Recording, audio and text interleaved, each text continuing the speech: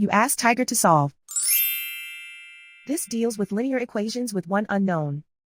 The final result is W equals 5/9. Let's solve it step by step.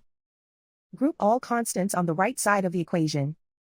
Add 35 to both sides.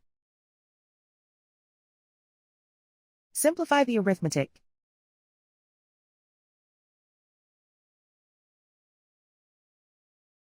Isolate the W. Divide both sides by 63. Simplify the fraction. Find the greatest common factor of the numerator and denominator. Factor out and cancel the greatest common factor.